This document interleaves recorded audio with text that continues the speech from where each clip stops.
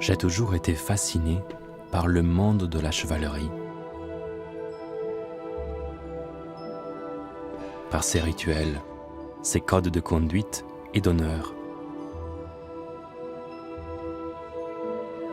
mais aussi par l'univers merveilleux qui l'accompagne.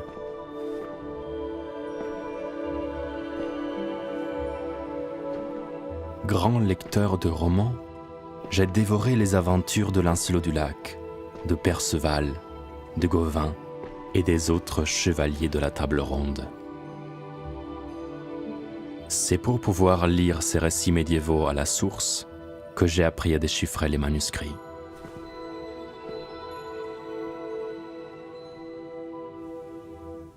En faisant des recherches à la bibliothèque de l'Arsenal à Paris, je suis tombé sur un manuscrit du XVe siècle qui n'avait encore jamais été étudié.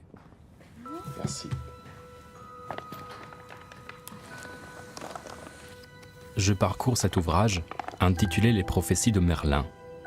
C'est un recueil de prédictions attribué au célèbre enchanteur. Soudain, je tombe sur une enluminure représentant un chevalier et un dragon. Or il y compte que Ségurant Librant, très bon chevalier, a envoyé ancien varlet à la cour louer Arthur. Qui est Ségurant? Ce chevalier dont je n'ai jamais entendu parler. Un chevalier de la table ronde?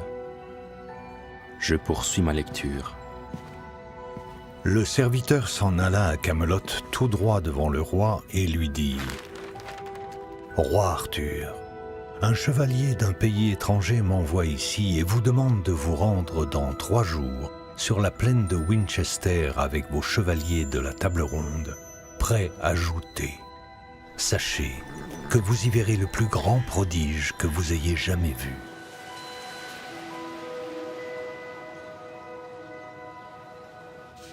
Incroyable.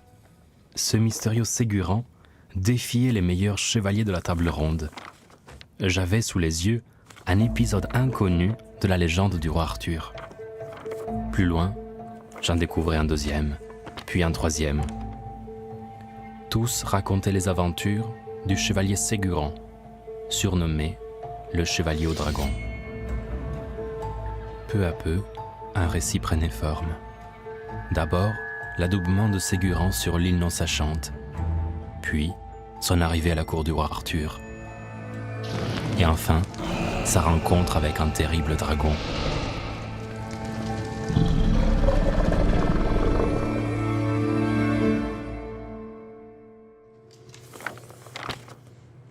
Qui est ce chevalier inconnu? D'où vient-il? Et quelle est sa place dans la légende des chevaliers de la table ronde?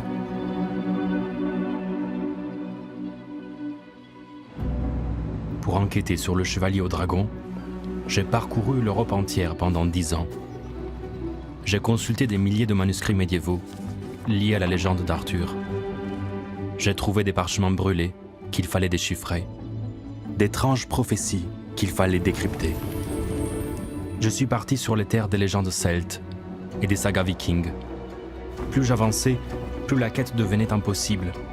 Le chevalier au dragon est devenu une obsession.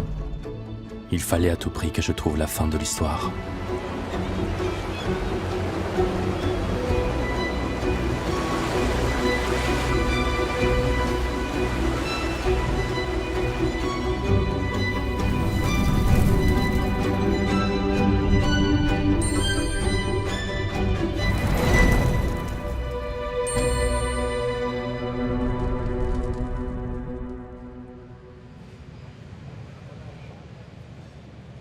Emanuele Arioli est médiéviste, spécialiste des romans de la table ronde.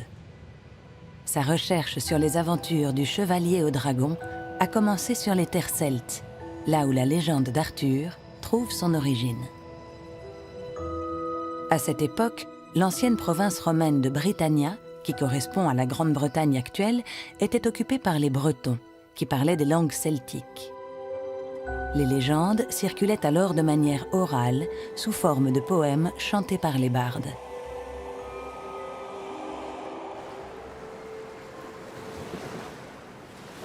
C'est au pays de Galles que débutait mon voyage, et plus précisément à Aberystwyth, petite ville aux allures de bout du monde. La langue celtique locale, le gallois, y est toujours vivante. J'avais rendez-vous à la Bibliothèque nationale du pays de Galles, où sont conservées les plus anciennes sources sur la légende du roi Arthur. De véritables trésors que de rares experts comme Ceridwen Lloyd Morgan sont capables de déchiffrer.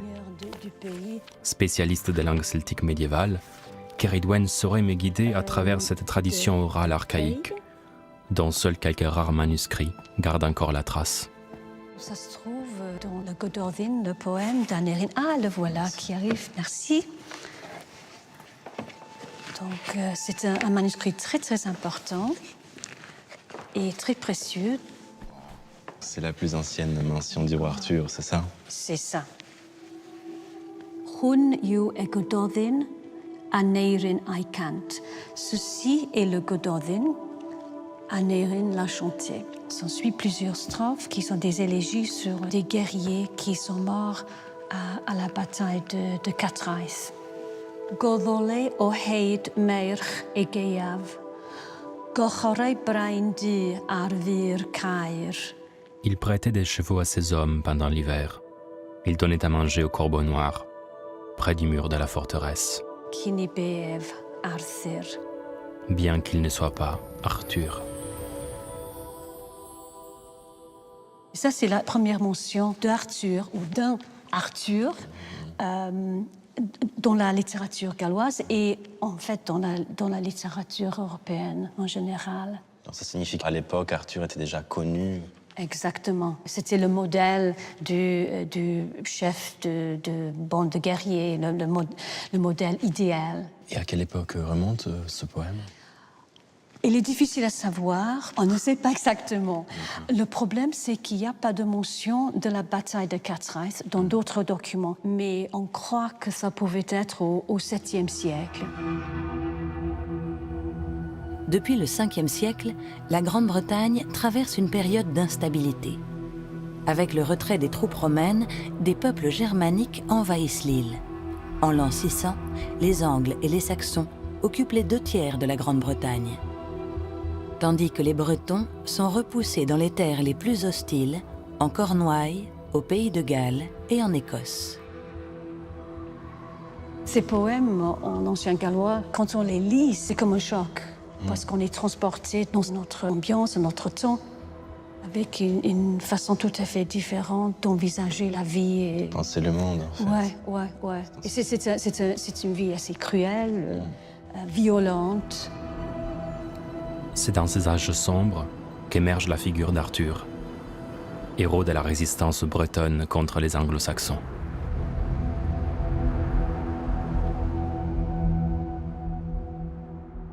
Il faut attendre un ouvrage latin du XIIe siècle pour que le destin d'Arthur se trouve enfin mêlé à celui des rois de Bretagne.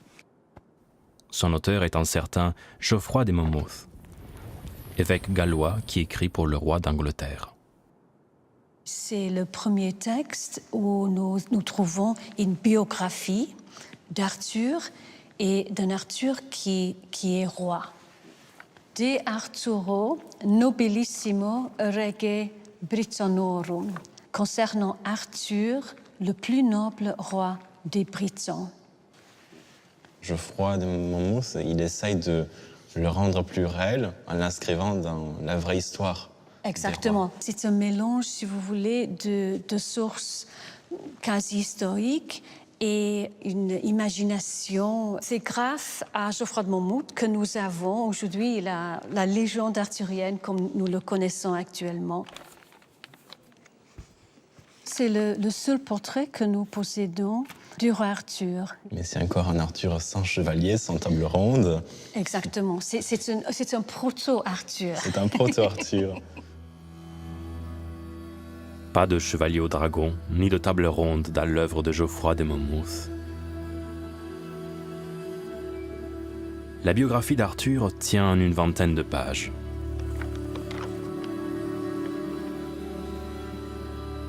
Le récit commence en Cornouailles, à Tintagel, où l'auteur situe la conception d'Arthur. C'est sur cette île tourmentée qu'un soir, le roi Uther Pendragon, avec l'aide de Merlin, prend l'apparence du duc de Cornouailles et pénètre dans son château. Se faisant passer pour lui, il passe la nuit avec sa famille Gerne, et c'est ainsi qu'Arthur est conçu.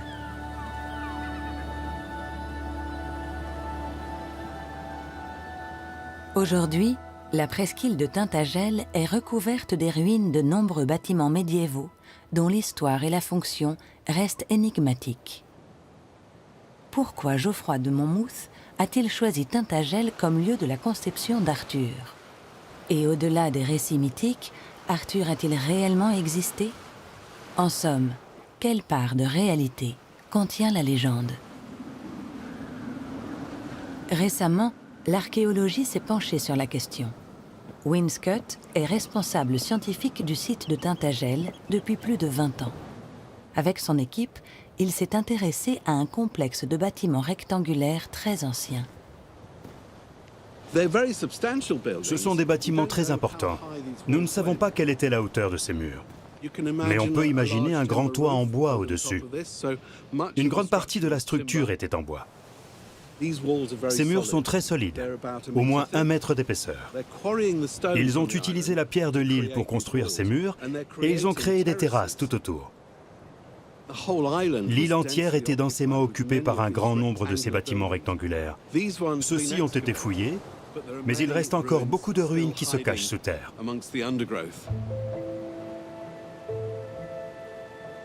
En 2018, les fouilles de Winscott et son équipe ont révélé l'ancienneté exceptionnelle du site. Nos dernières fouilles montrent qu'il y a eu une occupation continue pendant des centaines d'années, jusqu'au début de la période médiévale, de 410 jusqu'en 800, 900 et même l'an 1000. Nous avons cette preuve importante d'une occupation à cette époque lointaine, juste après les Romains, où Arthur est censé avoir vécu.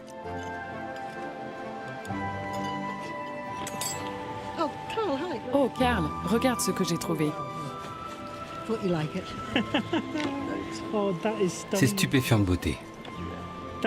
C'est un verre post-romain. Lors de la fouille de ces bâtiments, nous avons trouvé de nombreuses poteries provenant de la Méditerranée orientale, d'Afrique, de Turquie et de Grèce. Ce lieu, extraordinairement éloigné de Cornouailles, avait donc des liens très forts avec la Méditerranée. Mais la plus étonnante découverte est une pierre, dissimulée dans une des maçonneries du bâtiment et recouverte d'étranges inscriptions. C'est une inscription remarquable. On peut en lire une partie. On a Tito Viri Duo, le latin pour 2 hommes, Fili, les fils en latin, et un monogramme très élaboré, avec beaucoup de détails. Et on a un autre monogramme compliqué. On ne comprend pas vraiment cette inscription. Il s'agit d'une inscription formelle, mais pas d'une inscription comme celle que l'on trouve normalement sur une pierre tombale. Elle a été réalisée par quelqu'un qui connaît bien les manuscrits. Il s'agit d'un scribe bien entraîné. Cela nous montre qu'à Tintagel, il y a des personnes importantes avec des scribes qui écrivent pour elles. Le fait que nous ayons ces inscriptions, ces incroyables fragments de poterie retrouvés sur le site, et plus de 100 bâtiments, peut-être tous de la même période, soit plus qu'à Londres à la même époque, cela montre que Tintagel a pu être une cour royale.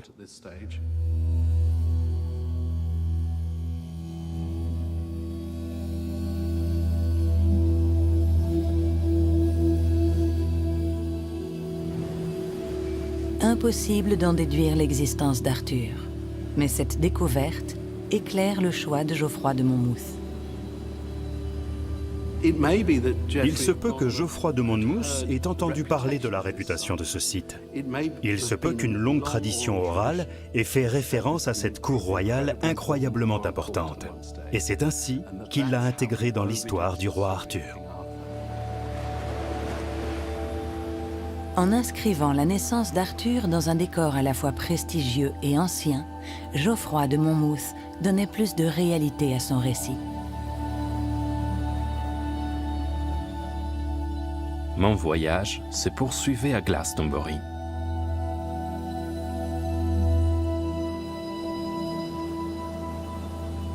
C'est sur cette colline du Somerset, autrefois entourée de marécages, que la tradition médiévale situe l'île d'Avalon.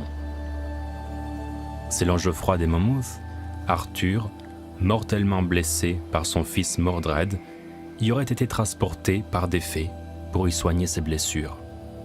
La légende dit qu'il y repose encore et qu'il reviendra un jour pour sauver les Bretons.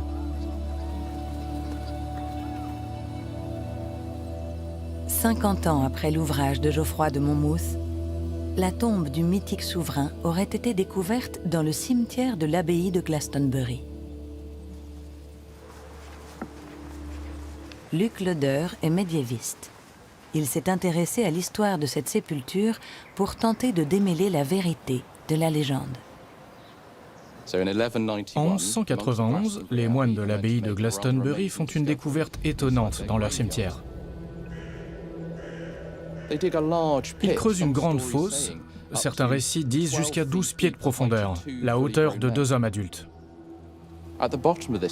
Au fond de cette fosse, ils trouvent une tombe en bois grossièrement taillée.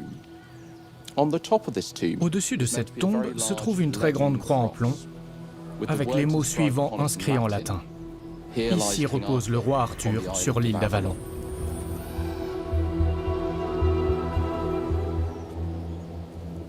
Une histoire raconte que le roi plantagenet Henri II a dit aux moines que s'ils creusaient dans le cimetière, ils pourraient trouver quelque chose d'intéressant. Les fouilles médiévales auraient donc été commanditées par le roi d'Angleterre en personne. Depuis son mariage avec Aliénor d'Aquitaine en 1152, Henri II de la dynastie normande des Plantagenets cherche à asseoir son pouvoir sur son immense territoire, recouvrant la Grande-Bretagne et les 3/4 de la France actuelle. Une vaste opération politique à laquelle Arthur se trouve mêlé. Il était très bénéfique et intéressant pour les Plantagenets de promouvoir ce mythe pour un certain nombre de raisons. Tout d'abord, c'est une dynastie qui a principalement gagné le pouvoir par le conflit.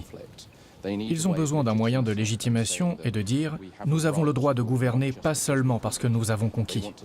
Ils veulent se rattacher aux anciennes traditions du peuple breton et des populations britanniques. Et l'une des façons d'y parvenir est par le biais d'Arthur.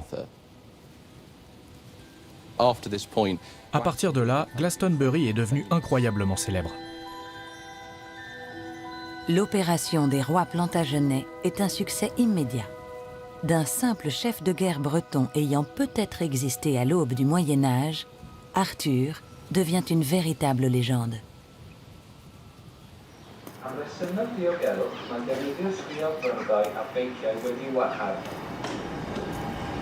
Si le personnage d'Arthur était bien lié au pays de Galles, alors d'où venait Ségurant? Je poursuivais la lecture du manuscrit. Le début de l'histoire se déroulait sur une île au nom mystérieux qui, à ma connaissance, ne se trouvait sur aucune carte. L'île non-sachante. C'est là que le jeune Ségurant devenait chevalier. Le jour de la Pentecôte, le jeune Ségurant le Brun fut adoubé par son grand-père sur l'île non-sachante. Il lui donna l'accolade en disant « Cher petit-fils, tâchez de rendre ce coup aux mécréants. » Les gens firent grande joie et grande fête. Ségurant leur dit « J'aspire à voir la cour du roi Arthur et les grandes merveilles qu'on en rapporte. J'irai à Winchester. » Winchester, ancienne capitale de l'Angleterre saxonne. C'est là que certaines traditions situent Camelot, la capitale du royaume de l'ogre. Ce royaume légendaire, dont Arthur est le roi, correspond au rêve d'un territoire reconquis, quand les envahisseurs germaniques seront enfin repoussés. C'est à Winchester que se poursuivait ma quête. Le château médiéval qui s'y trouve n'a pas été construit par Arthur, mais par Guillaume le Conquérant. Aujourd'hui, il ne reste que sa grande salle. et suspendue au mur, la célèbre table ronde. Galahad, Lancelot du Lac, Gauvin, Perceval, Lionel. Lionel, Tristan. Yes. Ah, le chevalier de la côte mal taillée. Yes. The French one. The knight with the ill-fitting coat. Je retrouvais Laura Bennetts, conservatrice du château et spécialiste du mystérieux objet. And then, of course, Et ensuite, bien sûr, Mordred. Oui, le fils du roi Arthur. yes. So around the rose, it reads, Autour de la rose, il est "This is écrit the round table « Ceci est la of table King ronde Arthur, du roi with Arthur, 24 avec of his 24 de named ses chevaliers. And of course, we have 24 Et bien knights sûr, around the il y a table, 24 chevaliers and autour de la Arthur table, seated at et the Arthur est assis en haut. And I can see the Tudor Et on voit la rose. rose des Tudors au centre. top. Yes. Oui, So the la Tudor rose des rose is Tudors est the l'emblème de emblem la of the dynastie house des of Tudors. Tudor. So when Henry Donc quand VIII Henri was VIII commande ordering la this table peinture to de be cette painted, table, il he is appose literally littéralement placing his l'emblème de family sa stamp famille au centre. on the very center, so that anyone De that sorte comes que to see this quiconque medieval vient voir relic cette relique can't help but médiévale think of ne the peut Tudors. s'empêcher de penser aux Tudors. It's even Mieux better encore, when en actually fait, the le visage original original face of d'Arthur Arthur a été peint pour painted to ressembler à look Henri. like Henry. Ainsi, c'est le roi Henri VIII de la dynastie des Tudors qui a fait peindre cette table au XVIe siècle et choisi les 24 chevaliers. And how did he choose Et comment these a-t-il choisi ces chevaliers? That's a really C'est good une très bonne question, question, tricky une question très délicate. At the top, Il y a we une have sorte a de sense of hiérarchie, hierarchy avec with the en most haut les famous chevaliers and les plus popular célèbres knights. et les plus populaires, Galahad, Lancelot, Gauvin. These knights that have Ce their sont des own chevaliers qui ont leur stories propre histoire and et quests. quêtes. And at the bottom Et of en the bas, table, il y a des lesser personnages known moins connus, characters like comme Lucan, Lucan, Palamède, Palamedes, Lamorak et Bord de Gaune. Actually, I'm investigating En fait, j'enquête sur le chevalier au dragon, qui est censé être le chevalier le plus valeureux de la cour du roi Arthur. And Il est absent. he's missing. Il aurait pu être sur cette table. Oui, oui. Ségurant était absent de la liste. Pourtant, dans le récit que j'avais découvert, il s'apprêtait à défier les meilleurs chevaliers lors d'un tournoi, le plus grand jamais organisé au royaume de l'ogre. Dans la prairie de Winchester, toutes les tentes étaient dressées. Celle de Ségurant était surmontée d'une pierre précieuse qui éclairait le jour et la nuit comme un flambeau. Devant la tribune du roi Arthur, Lancelot, Gauvin et tous les meilleurs chevaliers étaient là et joutaient entre eux.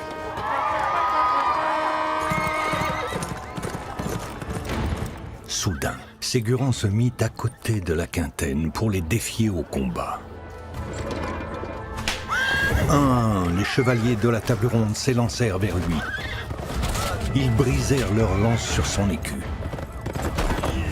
Bientôt, il n'y eut plus aucun chevalier qui voulut se mesurer à lui. Pour sûr, murmurait-on dans les tribunes, ce doit être lui, le chevalier, qui trouvera le Saint Graal.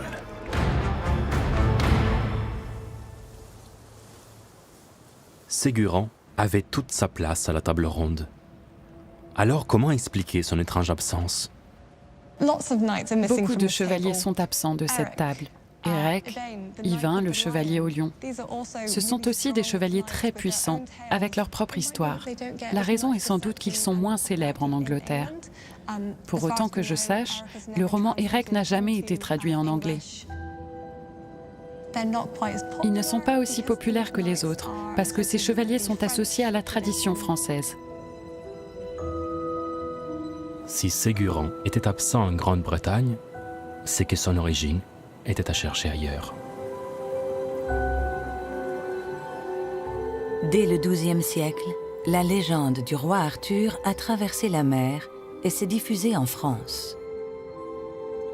C'est d'abord un Normand du nom de Vasse qui l'adapte et ajoute pour la première fois la table ronde. Puis c'est au tour de Chrétien de Troyes de reprendre la légende en français. Le roman est né.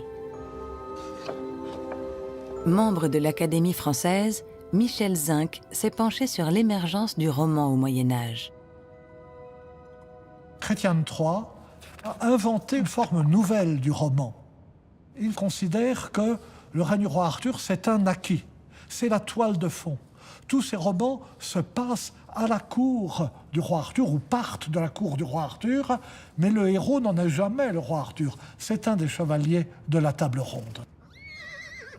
Tous ces romans sont comme des romans d'éducation qui racontent comment un jeune homme part à l'aventure, se découvre lui-même, découvre l'amour, découvre son destin et devient digne, ou plus digne encore, s'il y était déjà, de siéger à la table ronde. Ces romans français sont traduits, imités, poursuivis, réécrits dans toute l'Europe. Ils deviennent la base de la culture romanesque, littéraire européenne. Dans les villes, alors en pleine expansion, la nouvelle bourgeoisie se passionne pour les aventures de Lancelot ou de Perceval. Ce sont désormais des milliers et des milliers de manuscrits arthuriens qui circulent à travers l'Europe. Alors, d'où venaient ces Gurans? Je décidai d'enquêter sur le manuscrit où j'avais découvert ces aventures. Les prophéties de Merlin. Où et quand ce texte avait-il été écrit? En faisant une recherche, j'ai trouvé un inventaire des manuscrits qui contenaient les prophéties de Merlin, dressés par la chercheuse Nathalie Koble. Elle m'est donné rendez-vous à Venise.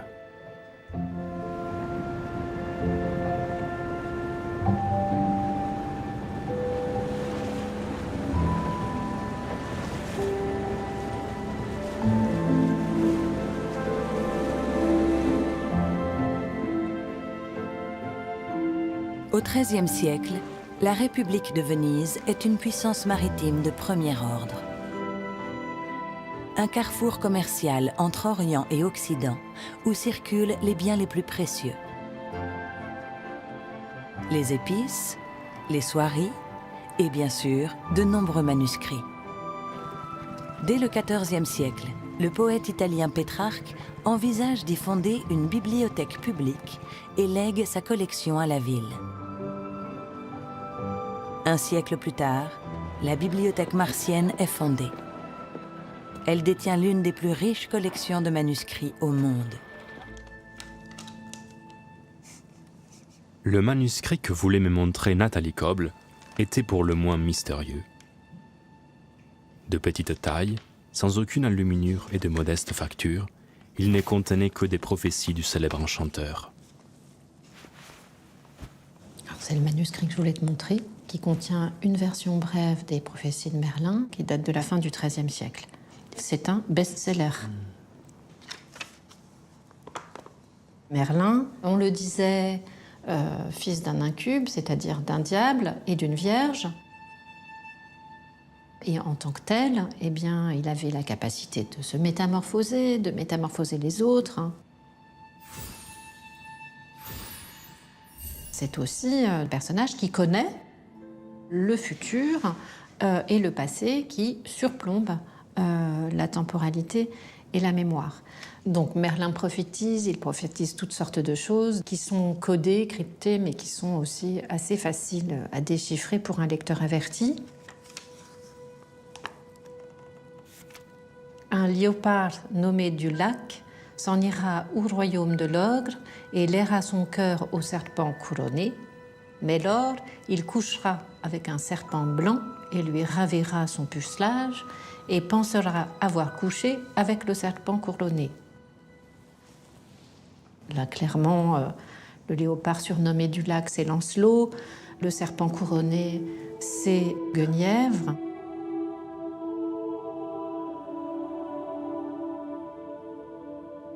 Après, il y a une prophétie concernant un chasseur de dragons qui peut t'intéresser. On peut essayer de déchiffrer celle-ci, si tu arrives à... Sachez que le chasseur du dragon sera enchanté avant cesse, et l'autre pierre qu'il aura jettera si grande clarté est au pavillon qui tendu et devant Vincennes. Sachez que le chasseur du dragon sera ensorcelé au tournoi de Winchester. Une pierre brillera sur sa tente et éclairera d'une très grande lumière l'intérieur comme l'extérieur. Au temps où il sera roi en Orient, elle sera fichée sur sa couronne. À l'époque où il traversera la mer pour aller sur ma tombe, il la fera enchasser sur l'autel de Notre-Dame.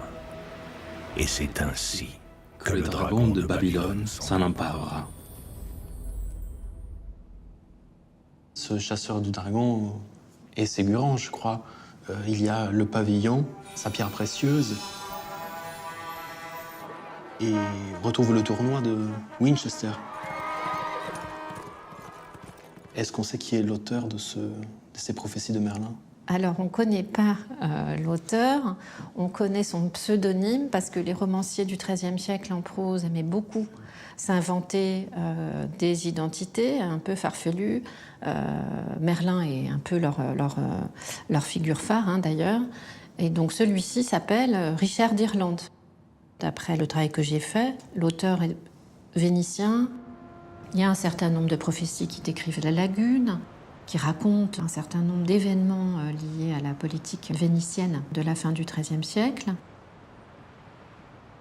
Bon, à Venise, on écrivait en français, c'était la langue vernaculaire noble à l'époque. Ségurant devait être le grand héros donc, de la fin du XIIIe siècle dans cette région, alors. Voilà, à Venise, dans la région de Venise, et puis ensuite, ça a essaimé ailleurs. J'étais persuadé que l'origine de Ségurant était à chercher ici, dans le nord de l'Italie. Forcément, il devait y avoir d'autres traces du chevalier au dragon dans la région. Mais où?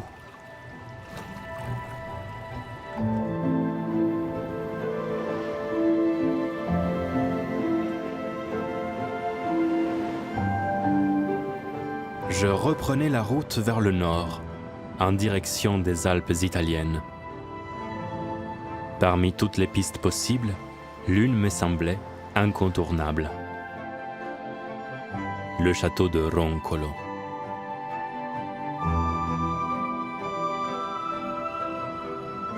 Construit au XIIIe siècle dans le Tyrol italien, le château de Roncolo domine la vallée de l'Adige, comme un nid d'aigle perché en haut de son promontoire.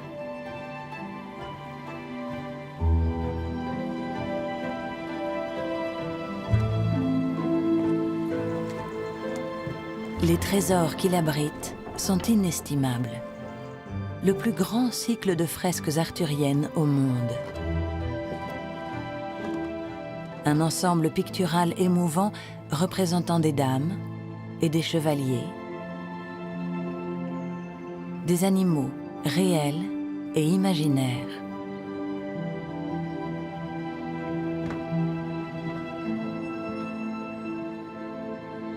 Mais surtout, des scènes directement inspirées des aventures d'Arthur et des chevaliers de la table ronde.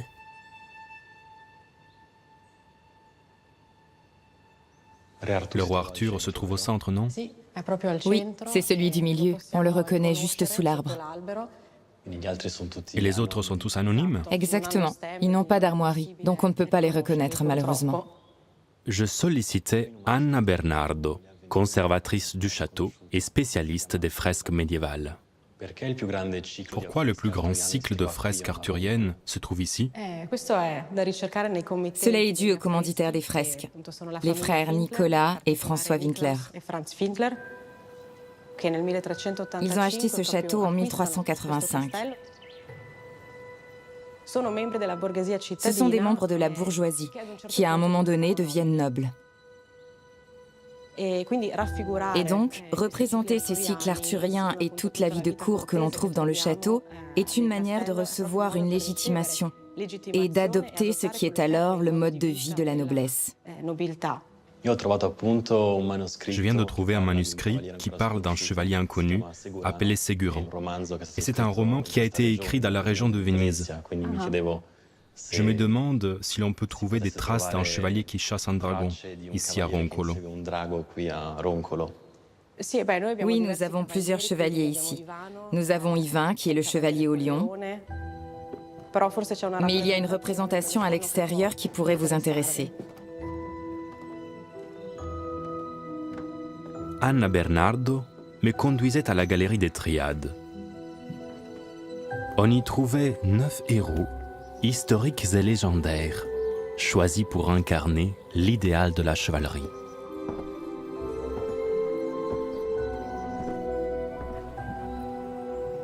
Le roi Arthur, Charlemagne. Charlemagne.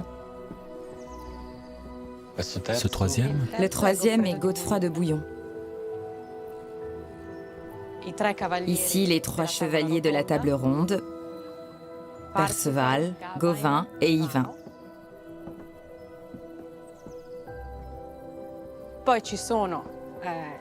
Et puis les 3 couples d'amants les plus célèbres. Tristan et Iseux. Tristan et Iseux, naturellement, au centre.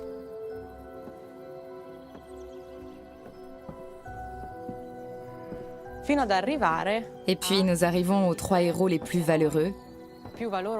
Peut-être que cela vous intéressera. Nous avons Théodoric avec son épée, au centre Siegfried, et son bouclier avec la couronne, comme il est décrit dans la chanson des Nibelungen. Siegfried, le célèbre héros de la chanson des Nibelungen. Lui aussi, il pourchassait un dragon.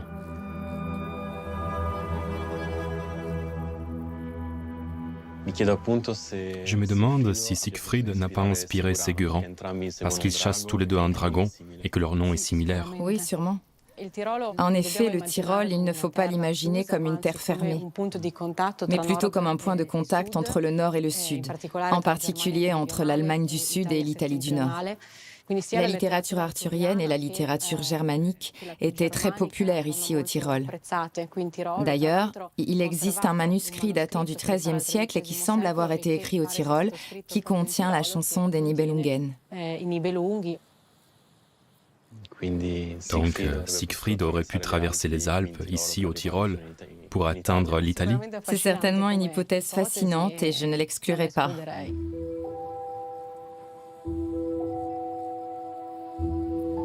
La présence de Siegfried dans les fresques du château de Roncolo ouvrait une nouvelle piste.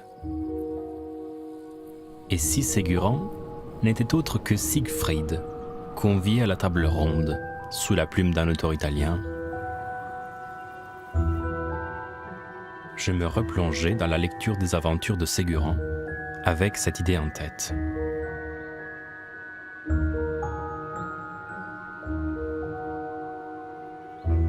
Un nouveau personnage entrait en scène, la maléfique fée Morgane, démisseur du roi Arthur. Dans son château, la fée Morgane invoqua un diable d'enfer. Diable, quel est ton nom? Je m'appelle Lucifer, et on m'appelle Dragon, parce que j'engloutis les âmes des pécheurs. Pour sûr, il me fallait quelqu'un comme toi.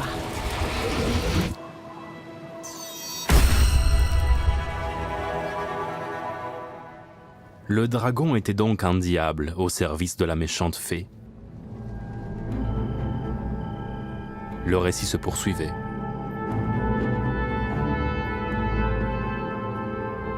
Morgane envoyait le dragon s'aimer la panique au tournoi de Winchester. Soudain, un mur de feu apparut. Que vous dire? Derrière les flammes se dressait un dragon hideux. Ségurant jura alors. Si je ne libère pas le royaume de l'ogre de ce dragon, je ne veux vivre un jour de plus. Puis il traversa le mur de feu. C'est alors qu'il oublia tout, lui-même et les autres, sauf le dragon, qui devint sa seule obsession.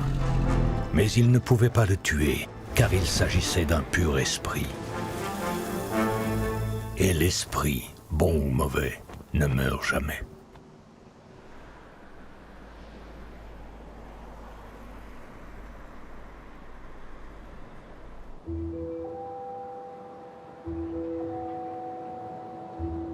Je Je traversais les Alpes sous les traces de Siegfried, le héros germanique, pour me rendre en Allemagne, au château de Drakenburg.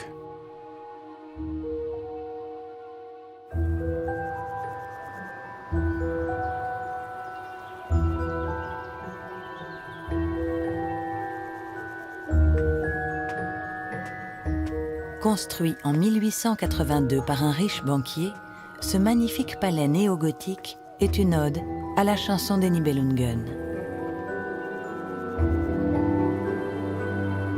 En cette fin de siècle, le compositeur Richard Wagner fait de Siegfried le héros romantique de son cycle d'opéra L'Anneau des Nibelungen et remet au goût du jour les légendes médiévales.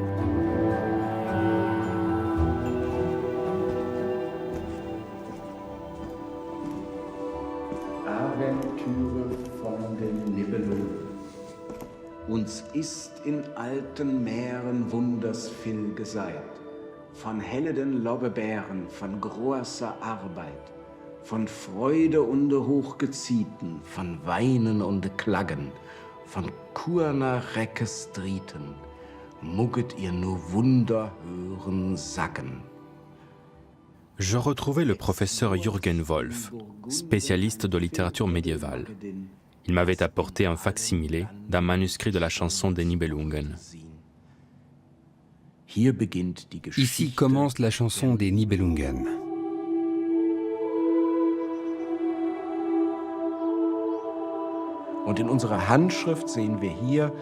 Et dans ce manuscrit, on voit ici cette première grande lettrine. C'est un dragon.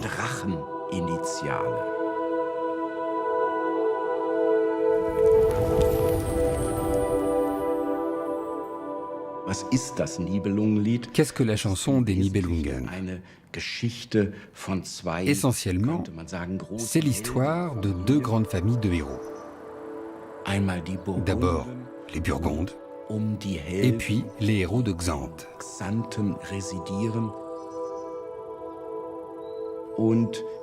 Et dans ce monde burgonde, arrive un grand héros venu d'ailleurs, de Xanthe. C'est Siegfried.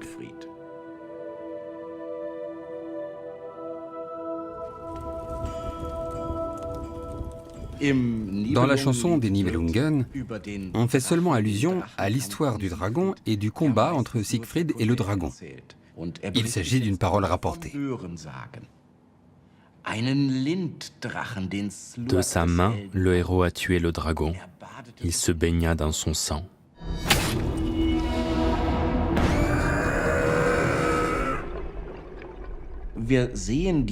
Donc on voit que toute cette histoire, Siegfried, le combat contre le dragon, etc., l'auteur la connaît bien, le public la connaît bien. Il suffit de la citer, tout le monde connaît cette histoire. On dirait que Ségurant et Siegfried sont deux variations d'un même mythe. Ils chassent tous les deux un dragon et ils traversent un mur de flammes. Siegfried existe déjà dans la mémoire culturelle de cette société courtoise. Et ce, sur un grand territoire qui comprend l'Allemagne, la France, l'Italie et naturellement les pays nordiques.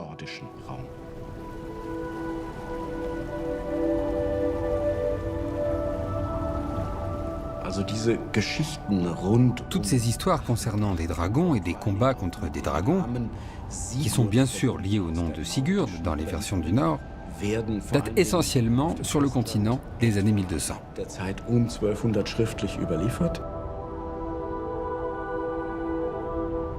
Mais dans le Nord, on en trouve des traces archéologiques bien plus anciennes, avant tout en Suède, puis également en Norvège et en Islande.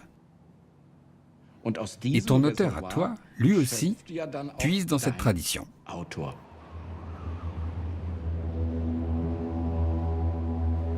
L'origine de Ségurant était sans doute à chercher bien plus au nord.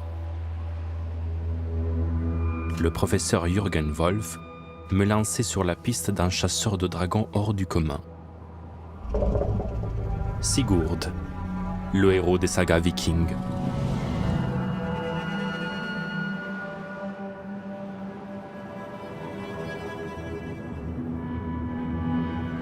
Les plus anciennes traces de Sigurd remontaient au 8e siècle. Il ne s'agissait plus de manuscrits, mais d'immenses pierres, couvertes d'inscriptions et de dessins gravés. Les pierres runiques. Érigées entre le 4e et le 12e siècle, on en compte plus de 3000 à travers la Scandinavie. Accompagnées d'écritures en runes, cet alphabet de 24 signes que les archéologues ont pu déchiffrer, elles constituent des monuments à la mémoire des morts.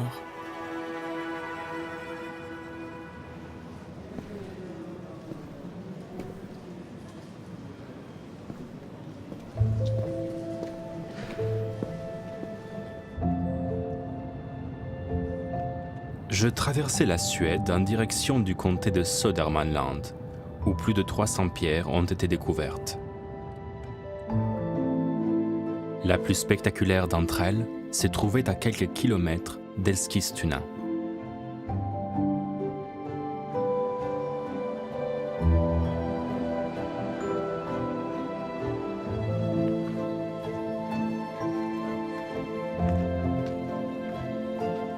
J'avais pour guide Bo Eriksson, historien à l'université de Stockholm et spécialiste de la mythologie viking. La pierre était énorme et les inscriptions, vieilles de plus de 1000 ans, en partie effacées.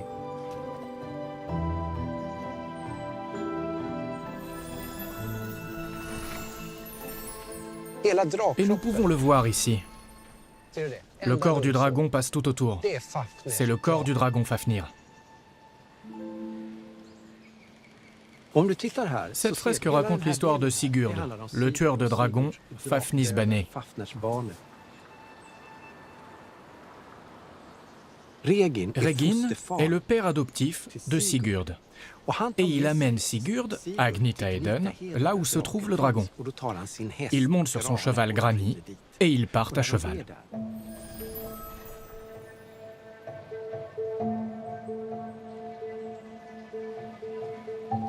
Quand Regin et Sigurd arrivent à Gnitaheden, ils creusent une fosse pour se cacher du dragon. Quand le dragon arrive, Sigurd lève son épée et la plante dans le corps du dragon.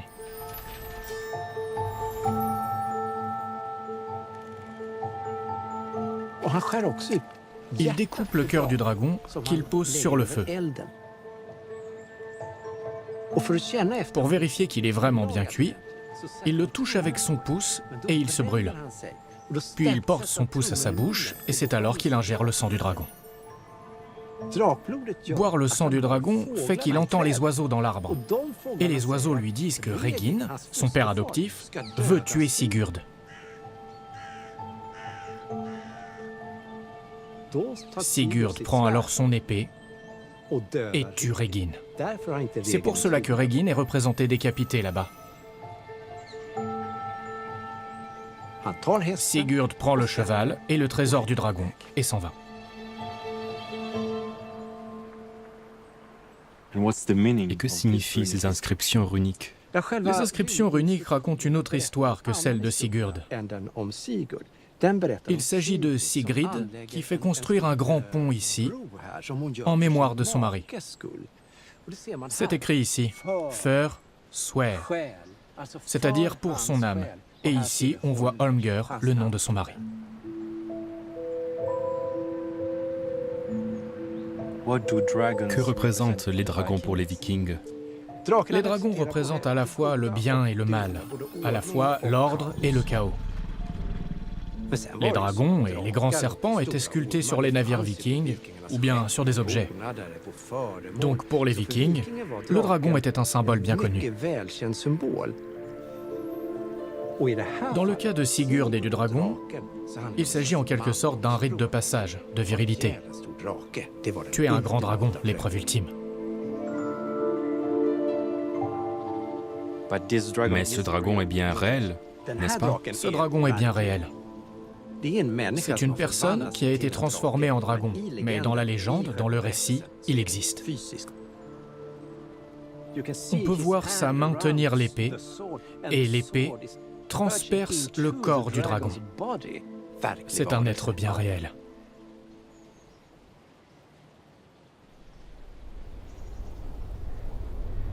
je me remémorais le récit que j'avais découvert.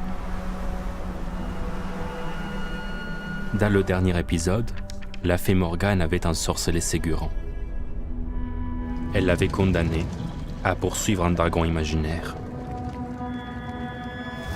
Donc Ségurant ne pouvait pas tuer le dragon. C'est ce qui fait la différence entre Ségurant et Sigurd. Dans le manuscrit que j'ai trouvé, le dragon ne peut pas être tué. Il n'est qu'une illusion.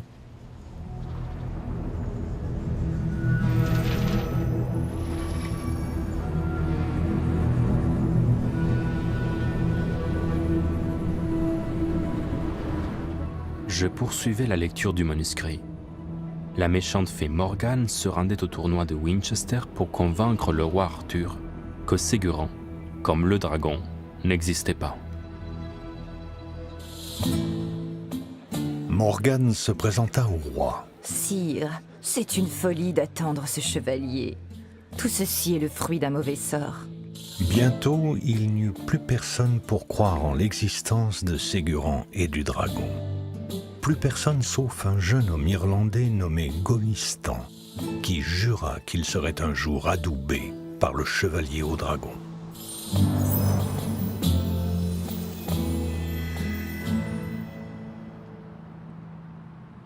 Je cherchais désespérément la suite. Mais le récit s'arrêtait là. J'avais achevé ma lecture du manuscrit. Mais à la fin du texte, je remarquai un détail. La dernière phrase restait en suspens. Pour tricher les hommes, leur donnera la maladie de Lazare. Et si le manuscrit était incomplet?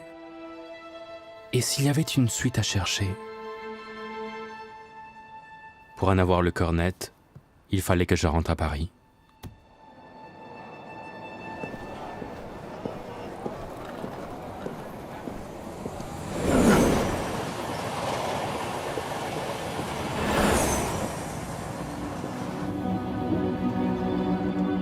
Mon voyage à travers l'Europe n'avait pas été vain. Du pays de Galles à la Suède, j'avais obtenu des informations clés et éclairci de nombreux mystères quant aux origines du chevalier au dragon. Ségurant n'était pas un héros de légende celte, comme Arthur et Merlin, ni l'un des célèbres protagonistes des romans de Chrétien de Troyes, comme Lancelot du Lac et Perceval. Mais plutôt un chevalier inventé par un auteur du nord de l'Italie qui écrivait en français. Pour créer de toutes pièces le chevalier au dragon, cet auteur s'était sans doute inspiré de Siegfried, le héros germanique, et même de Sigurd, le héros viking. Il leur avait emprunté les éléments de l'histoire, le dragon, le mur de feu et le trésor sous la forme d'une pierre précieuse. Mais contrairement à Sigurd et à Siegfried, Ségurant n'avait pas tué le dragon.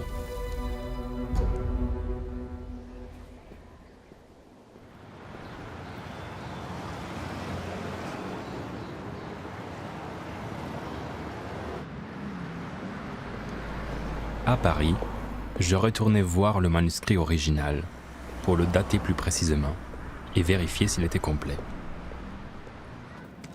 Je faisais appel à deux experts, Mark Smith, paléographe, capable de dater l'écriture, et Françoise Vieillard, philologue, spécialiste des langues romanes médiévales. L'histoire de Ségurant commence ici. Où fut ainsi comme la vraie histoire le témoigne.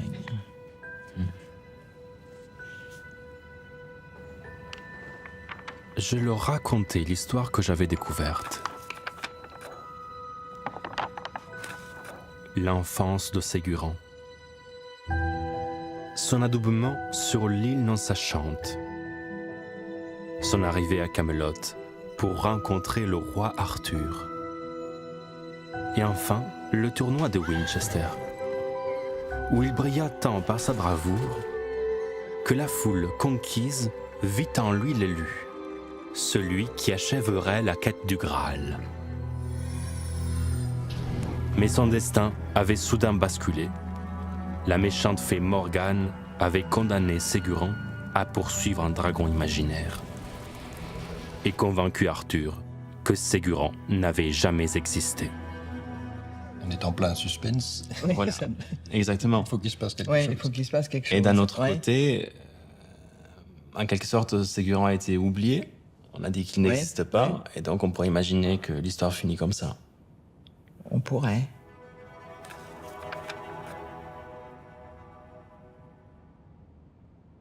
Ici, ça s'arrête au milieu d'une phrase. Pour tricher les hommes, leur redonnera la maladie de Lazaron. Et après, si on tourne, il n'y a plus rien. Oui, il est difficile d'imaginer un manuscrit inachevé. Pour l'écriture, serait inachevé puisque il est ensuite achevé matériellement par l'addition du décor, les initiales en couleur.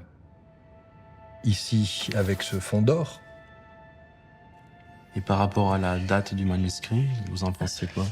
La date du manuscrit, alors, dans le style, c'est une écriture, oui, qui est assez typique disons, de la fin 14e, début 15e.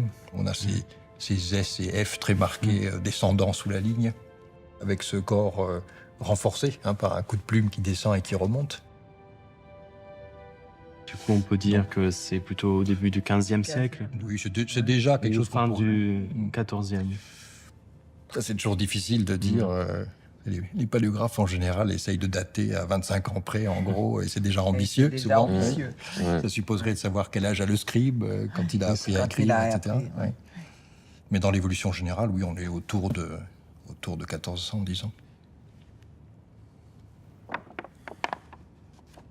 Et je pense que Ségurant remonte à la même époque que les prophéties de Merlin et a été aussi écrit en Italie. Puisque, en fait, Ségurant est plus ancien que ce manuscrit. Ce manuscrit, on a vu, il date de la fin du XIVe ou du début du XVe siècle.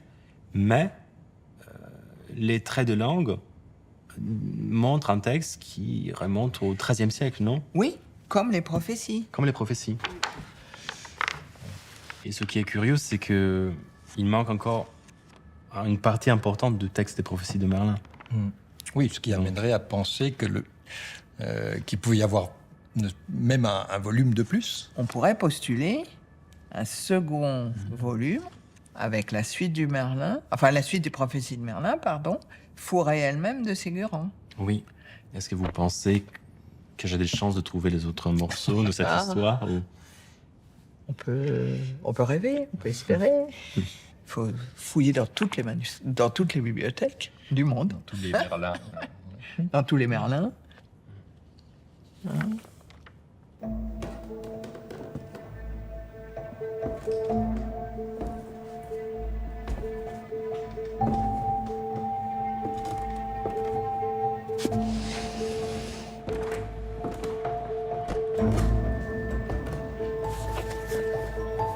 Je décidai de poursuivre sans relâche la piste de Merlin et de consulter un par un tous les manuscrits liés à la figure du célèbre enchanteur.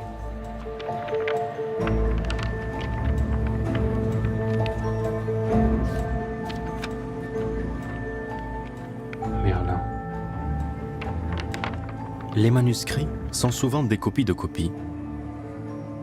Peut-être que plusieurs copies contenaient différentes parties de l'histoire, et qu'en consultant une par une toutes les copies, il était possible de tomber sur la suite de l'histoire. Je parcourais des centaines de manuscrits, sans rien trouver.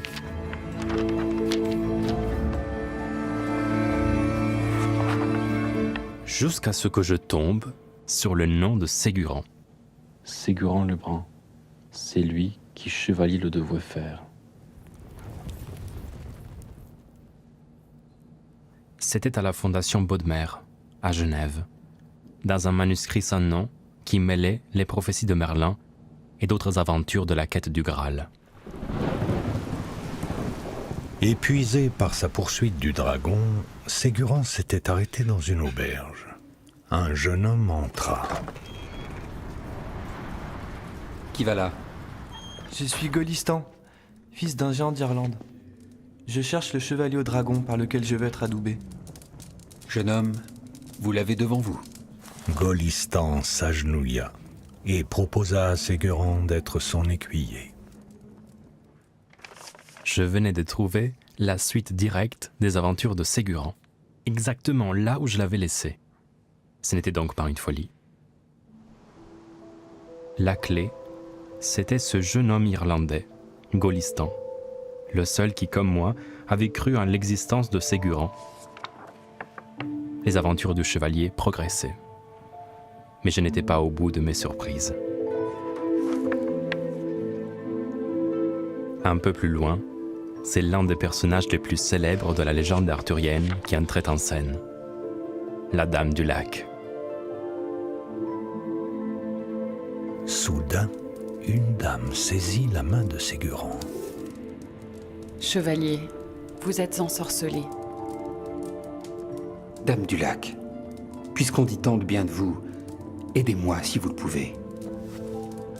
Sachez que seul le Graal pourra vous délivrer. Il vous faudra traverser la mer pour le trouver. Le Saint Graal. Soudain, l'objet le plus fascinant de la littérature arthurienne faisait son apparition.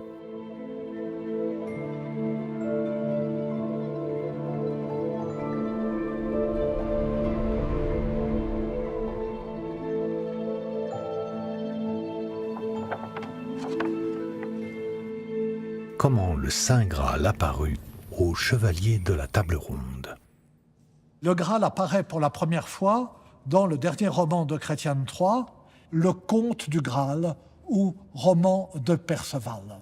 Ce roman raconte l'histoire d'un jeune naïf, d'un jeune sot, tellement ignorant qu'il ne sait même pas son nom. Perceval quitte sa mère veuve au fond de la forêt désolée et solitaire. Un soir, il est hébergé dans un château mystérieux qui brusquement apparaît comme par magie. Pendant le repas, défile plusieurs fois un étrange cortège et puis une jeune fille porte un Graal tout découvert, dit le texte. Qu'est-ce qu'un Graal ? Perceval voudrait poser la question à son hôte. Il n'ose pas. Mais nous restons sur ce mystère, puisque le roman est inachevé, de sorte que l'histoire a tout de suite eu un succès énorme. Quelques années après Chrétien de Troyes, un auteur nommé Robert de Boron s'empare du Graal et en donne une interprétation clairement religieuse. Que dit Robert de Boron ? Il y a une coupe dont se sert le Christ, que Joseph d'Arimathie aurait récupérée après l'arrestation du Christ et dans laquelle il aurait recueilli le sang qui coulait du flanc du Christ en croix. Ce Graal devient la plus sacrée des reliques et le règne du roi Arthur paraît de plus en plus comme destiné à aboutir à cette quête du Graal et à cette aventure du Graal.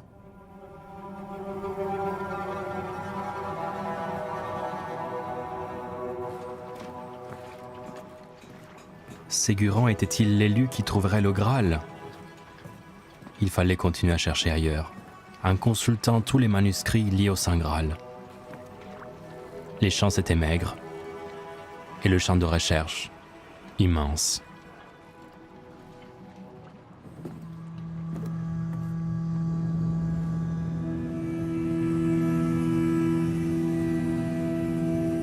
Pendant plusieurs années, j'ai fait des voyages pour rien.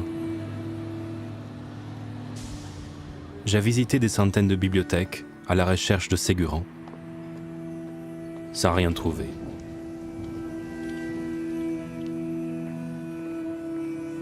J'ai failli abandonner plusieurs fois l'entreprise. Et je n'osais plus parler de ma recherche, de peur qu'on me prenne pour un fou.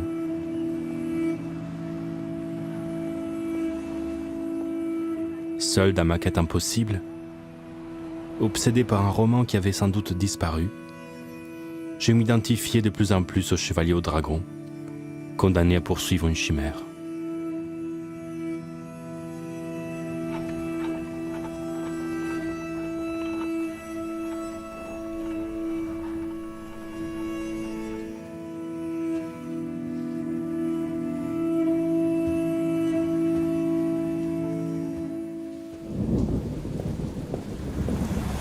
Jusqu'au jour où j'ai décidé de changer de stratégie.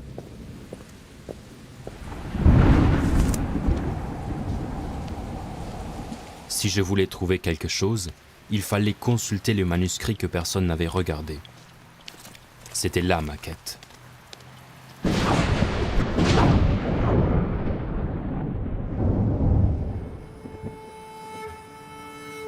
Ferrare, au nord de l'Italie. En 1536, la foudre s'abat sur l'une des tours du château où se trouve la bibliothèque de la très riche famille d'Este. Elle s'écroule, emportant avec elle des centaines de manuscrits.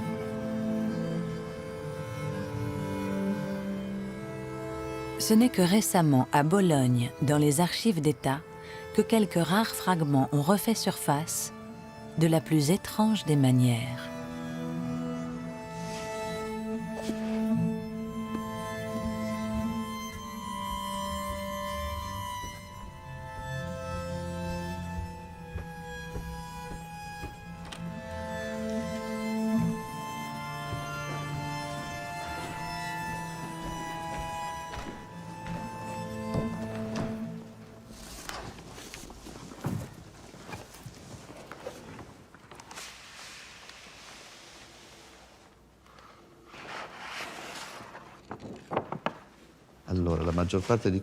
La plupart d'entre eux ont été récupérés récemment. La recherche est encore ouverte. Ça, c'était le dos du registre 1615-1616. L'archiviste Massimo Giansante m'avait préparé une sélection de fragments très abîmés. À la suite de l'incendie du château d'Este, les manuscrits rescapés avaient été dépecés et recyclés en couverture de registre. Ces manuscrits, si précieux à nos yeux, sont ainsi devenus les couvertures de registres modernes. Registres d'actes notariés, registres d'actes judiciaires. Ce phénomène de réutilisation a permis de sauver certaines reliques de ce grand naufrage. Ce sont des manuscrits arthuriens? Oui, ils sont tous issus du cycle arthurien. Je cherche un chevalier appelé Ségurant qui chasse un dragon. Qui sait? Peut-être même qu'on pourrait le trouver. Ici, on voit bien le cheval. Ici,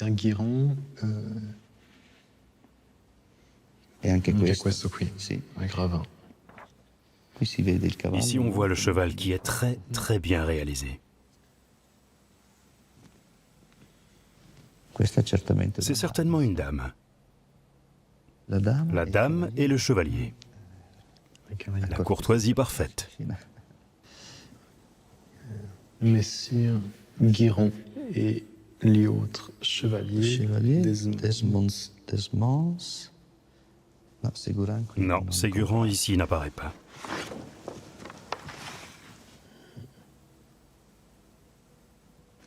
Le texte est très effacé. Oui, c'est très effacé. Il nous faudrait la lampe de Wood. Avec les rayons ultraviolets. Tout à fait.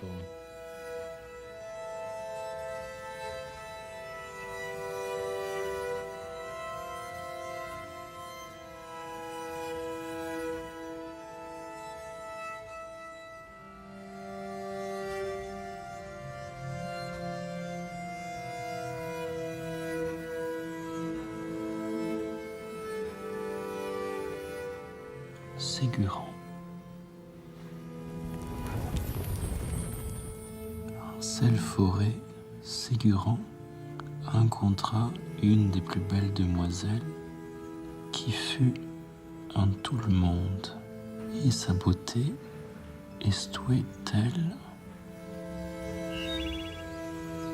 Dans une forêt, Ségurant rencontra la plus belle demoiselle au monde. Sa beauté était telle que toute la forêt resplendissait autour d'elle. Et quand elle comprend que c'est Ségurant le meilleur chevalier au monde, il lui plaît beaucoup.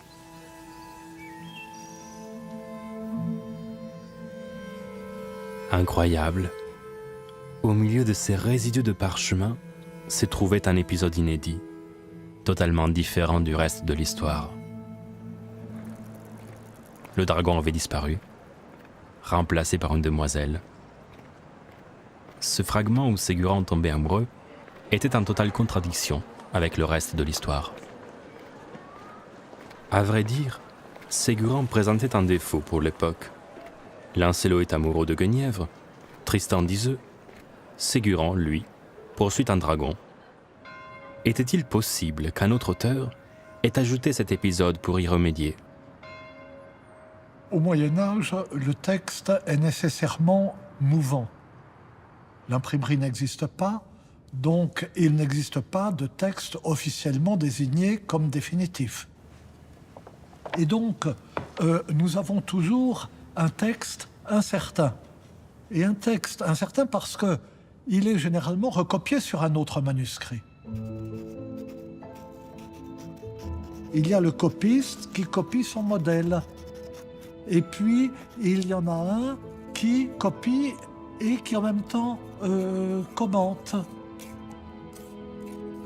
Et il y a celui qui écrit à partir d'autres ouvrages, mais il y a plus des autres ouvrages que de ce qui est de lui. Et puis il y a celui qui écrit et il y a plus de lui que d'autres ouvrages. Alors lui, c'est un auteur, c'est-à-dire qu'il a de l'autorité.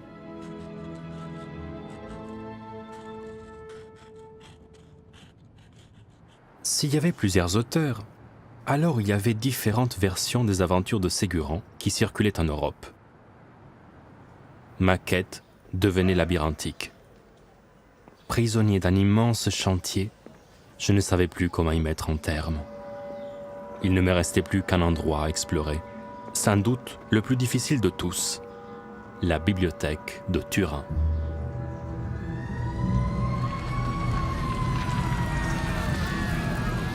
Turin, la nuit du 25 janvier 1904.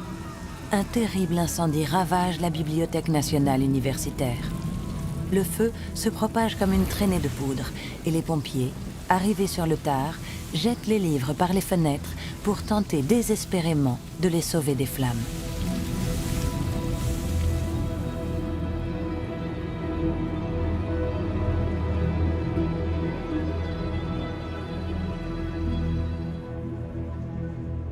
En tout, plus de 2000 manuscrits et 30 000 livres imprimés sont définitivement perdus. Quant aux 2500 manuscrits rescapés, ils sont encore aujourd'hui conservés à la Bibliothèque nationale universitaire de Turin. Depuis plus d'un siècle, ils ont fait l'objet de plusieurs grandes campagnes de restauration dont les techniques se sont peu à peu perfectionnées. Maria Letizia Sebastiani a dirigé la dernière opération de sauvetage de ces précieux ouvrages. Il est un ancien français, ce manuscrit. Il est pour toi, nous l'avons choisi exprès. Ce sont des parchemins agglutinés. Le long du bord, il y a une transformation physico-chimique, donc les parchemins se sont soudés entre eux. Et il est très difficile de les ouvrir sans faire de plus gros dégâts.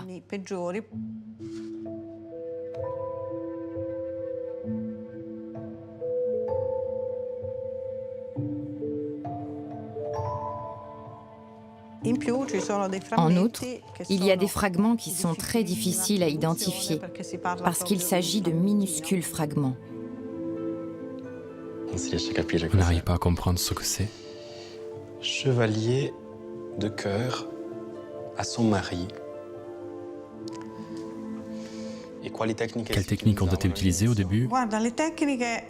Les techniques étaient très inventives, car on ne connaissait pas la matière.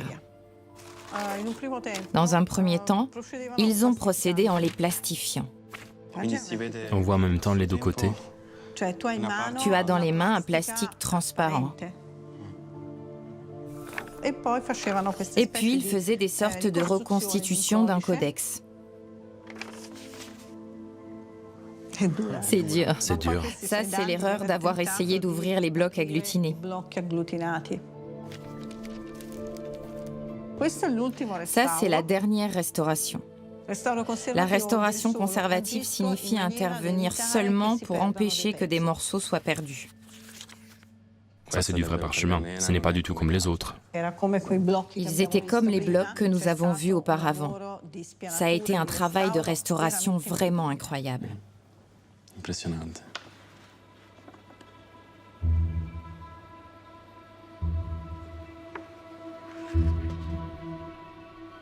Je parcourais des dizaines de manuscrits brûlés jusqu'à tomber sur le premier volume d'une immense compilation de romans qui datait de la fin du Moyen Âge.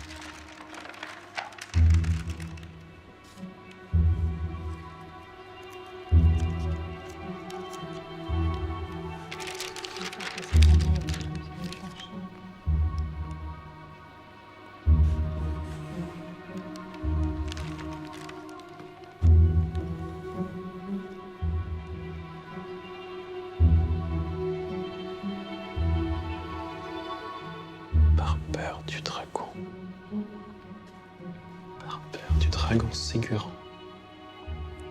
Va à l'encontre de Ségurant.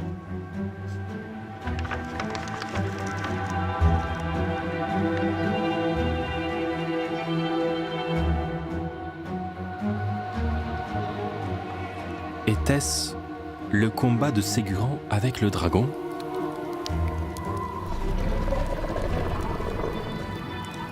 L'enluminure était explicite, mais le texte, malheureusement, peu lisible.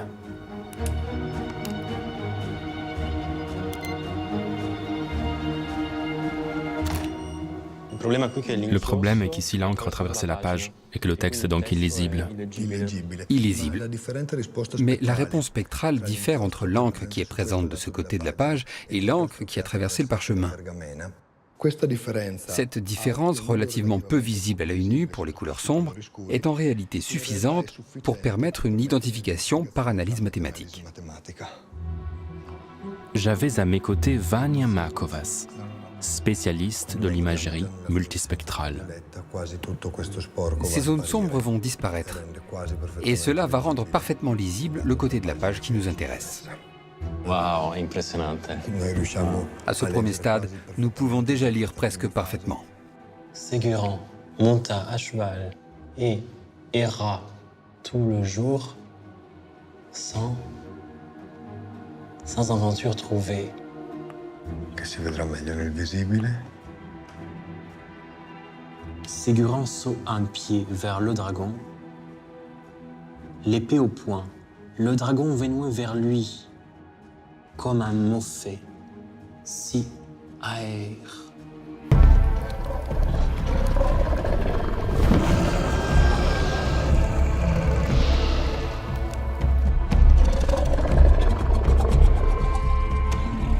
Le dragon crache sur lui de toutes ses forces.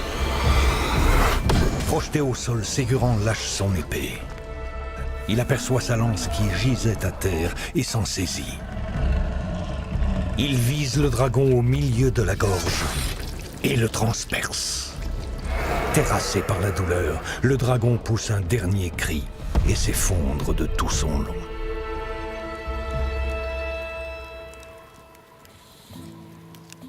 Comment Ségurant Librant oxy un dragon terrible, par quoi fut surnommé le chevalier au dragon.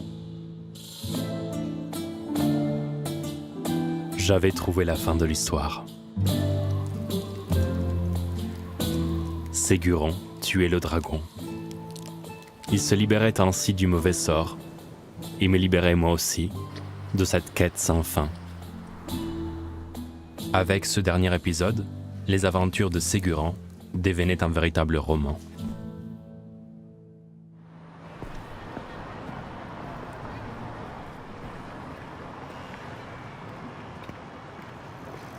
De retour à Paris, je reconstituais enfin cet ensemble romanesque de plus de 300 pages. Et le dragon, qui se sentit blessé, jette un cri. Mais une question restait en suspens. Comment un roman d'une telle ampleur avait-il pu disparaître ? Tout à coup, je compris. Les incendies des bibliothèques et autres hasards de l'histoire ne suffisaient pas. Il y avait une bonne raison de s'en débarrasser. Cette raison, je l'avais sous les yeux depuis le début. Merlin se devint sulfureux, porteur d'hérésie, fils du diable et d'une vierge. L'Église de Rome avait condamné ces prophéties dans son index des livres interdits et enterré par là même les aventures du chevalier au dragon.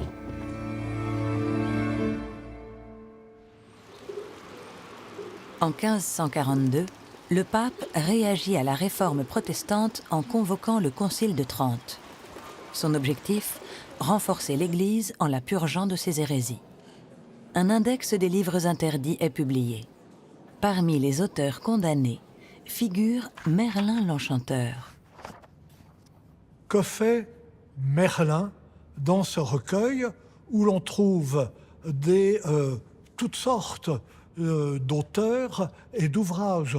On trouve là, à la même page, Marcille de Padoue, qui contestait le pouvoir temporel du pape et même son pouvoir spirituel. On trouve Jean Calvin, naturellement, le réformateur. Alors Calvin et Marcille de Padoue, on comprend, mais Merlin, l'enchanteur Merlin. Au Moyen-Âge, à côté des romans de la Table Ronde, des romans arthuriens, il y avait un recueil qui a eu un énorme succès, qui était un recueil de prophéties de Merlin. On lisait ces prophéties de Merlin pour essayer de savoir ce qui allait se passer. Merlin est le produit d'une tentative du diable pour contrer l'incarnation du Christ.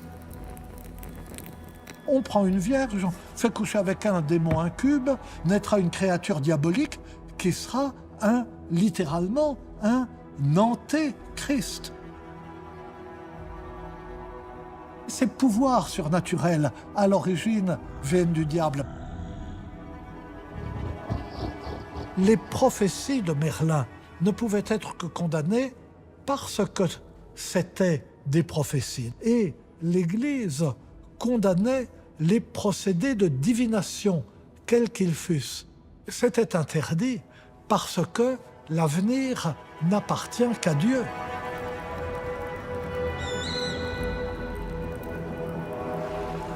Les manuscrits des prophéties de Merlin, comme ceux des autres auteurs condamnés par l'Église, sont ainsi brûlés ou détruits.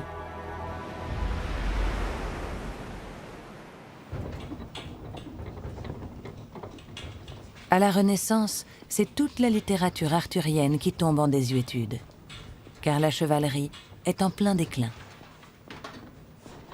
Olivier Renaudot est conservateur au musée de l'Armée et spécialiste des armures du Moyen-Âge. Vous avez une armure ici qui correspond à la fin du XVe siècle, le summum de la technologie possible à l'époque. Vous avez un équipement de sport, mais qui est destiné à un sport mortel. Et comme les tenues des grands sportifs d'aujourd'hui, c'est fait strictement sur mesure, à la mensuration du gentilhomme qui va les porter. Et une armure comme celle-ci, ça coûte à peu près l'équivalent d'un an de salaire d'un artisan. Le chevalier, c'est un privilégié social, au moins au départ, puisque c'est quelqu'un qui reçoit une terre, qui reçoit un fief, mais c'est un patrimoine foncier rural, c'est-à-dire que c'est un patrimoine qui va assez vite se dévaluer dans le courant de l'époque médiévale. Parce qu'à partir du XIIIe siècle, la richesse se déplace vers les villes. La richesse se déplace vers les artisans, vers les commerçants. C'est l'essor de la banque, c'est l'essor des grands marchands. En fait, c'est une caste qui va très vite s'épuiser et qui va très vite s'appauvrir. Donc on a encore un peu de moyens pour s'offrir une armure, parce que de toute façon, si on n'a pas l'armure, on ne peut pas se présenter sur le champ de bataille correctement. Mais la guerre, qui était auparavant le privilège des chevaliers, eh bien, devient un privilège à échelle des États. Et le chevalier n'est plus qu'une toute petite chose au sein de ces grandes armées nationales, donc, qui se forment à partir du XVe siècle, sous l'égide du roi de France, du roi d'Angleterre.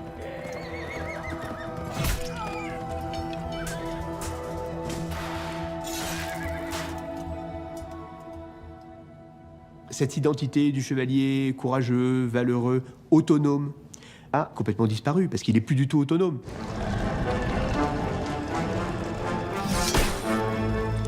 Les aventures, les forêts, les combats contre le dragon, les princesses délivrées, c'est terminé pour lui. Enfin, si ça a jamais existé.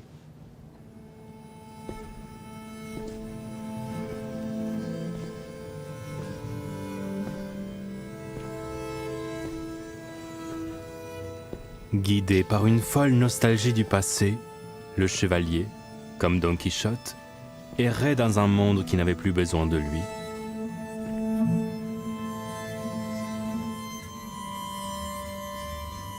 De la chevalerie, il ne restait plus que ses armures vides et une littérature très éloignée de la réalité, mais qui savait encore faire rêver.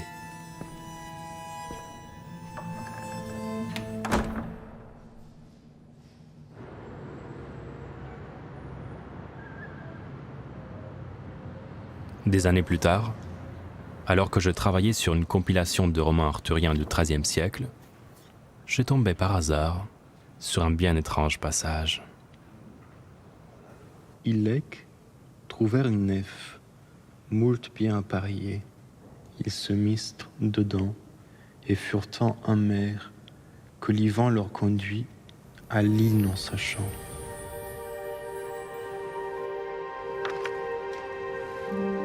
Il s'agissait de la fin des aventures de Ségurant, qui m'avait échappé durant toutes ces années. Le retour de Ségurant et de son écuyer Golistan à l'île non sachante. Comme Ulysse, à la fin de l'Odyssée, Ségurant rentrait chez lui, sur son île natale. Et c'est grâce aux vertus du Saint Graal que Ségurant fut désensorcelé. Finalement, le Graal était peut-être ça, une simple métaphore. Revenir chez soi, revenir grandi. Le plus important n'était pas la réussite de la quête, mais le chemin parcouru.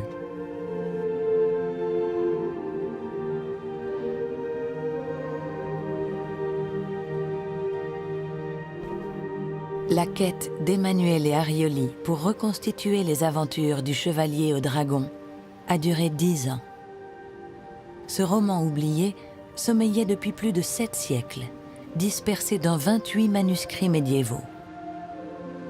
Aujourd'hui publié, il retrouve sa place dans l'histoire du roman européen et révèle un chapitre inédit de la légende d'Arthur et de ses chevaliers.